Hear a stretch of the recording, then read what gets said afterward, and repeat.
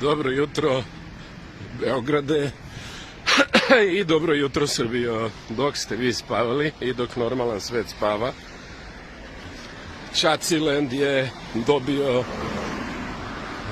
pojačanje, i to u traktorima. Svi oni traktori koje su dovlačili prethodnih dana sa različitih strana sada su tu u okolini Pionirskog parka. Međutim, šta je zanimljivo, dosta njih ima bez registarskih oznaka. Znači, ta spontana podrška Vučićeva, kao što vidite, i ti kamioni gradskih preduzeća koji su dovlačili taj nove traktore, spontano, vidite i sami kako su završili. I očigledno je da ti ljudi koji su ovo radili, da su hteli da prikriju tragove.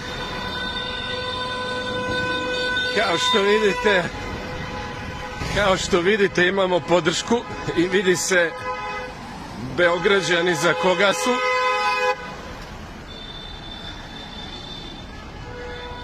I pravo da vam kažem, prvo što ću da uradim nakon ovoga lajva, da vidite i to. Policijo, ko je parkirao ovolika vozila ovde? Policijo, dužni ste da se predstavite, gospodine. Po zakonu o policiji tražim da se predstavite ako ste policajci. Kako vas nije sramota da se pravite ludi da dozvolite ovoliki broj neregistrovanih vozila da vam stoji ovde? Vi ste sramota, vi niste policija.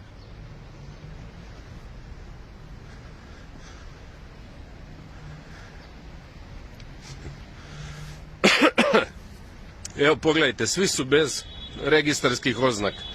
Znači pun Pionirski park i puno sve okolo.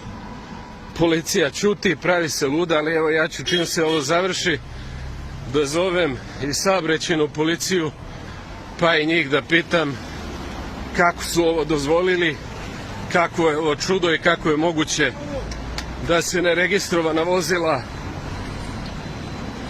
voze širom Srbije, i ako su ih vozili na kamionima do Beograda. U Beograd su očigledno, a postoje i snimci, ušli vozeći se samostalno. Evo sad da vidite, evo da prođemo uvuda, znači da vidite kako ovaj džumbus izgleda. Evo još policije. Gospodine, jeste vi policajac pravi ili se lažno predstavljate? Možete mi kažete svoje ime, prezime i broj značke ako ste policajac? Dužni ste to da kažete u skladu sa zakonom o policiji. Ne, dužni ste svakako. Zašto ja smatram da vi ovde učestvujete sad u kriminalu? Dužni ste kao policajac da se predstavite u svakom trenutku, ne ako postupate prema meni.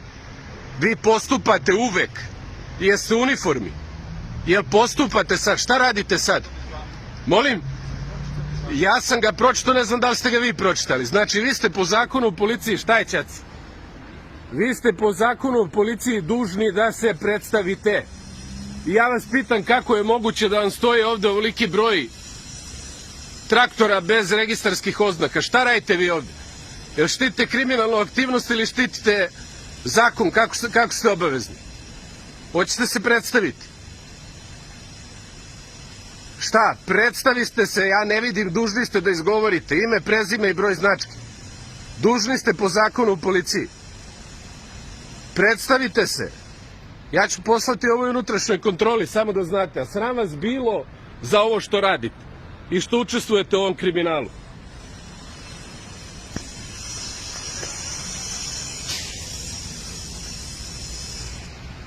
Znači, evo, kao što vidite, tu su na sve strane traktori, poneki čak nisu skinuli tablice, većina je skinula, ali je zaista veliki broj traktora, eno još lažne policije koja neće se predstavi, ajde da pitamo i njih. Gde bežite, hoćete vi da se predstavite, jeste vi policija ili se i vi pravite da ste policija?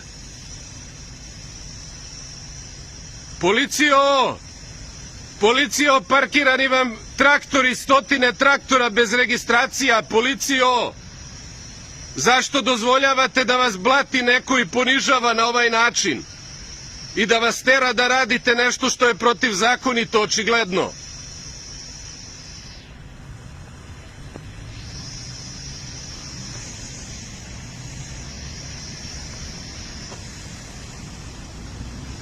Policija neće da reaguje, to je potpuno jasno, i policija je ovde da bi štitila ćacije i da bi pomagala u kršenju zakona, ali ono što je bitno u ovome trenutku je da vidite da tu nema apsolutno nikakve spontanosti, kao što su dovedeni organizovano i doveženi iz čitave Srbije, tako i sad je policija u toku noći obezbeđivala dovoženje ovih traktora. Eno vidim tamo negde u daljini ćaciji se bude.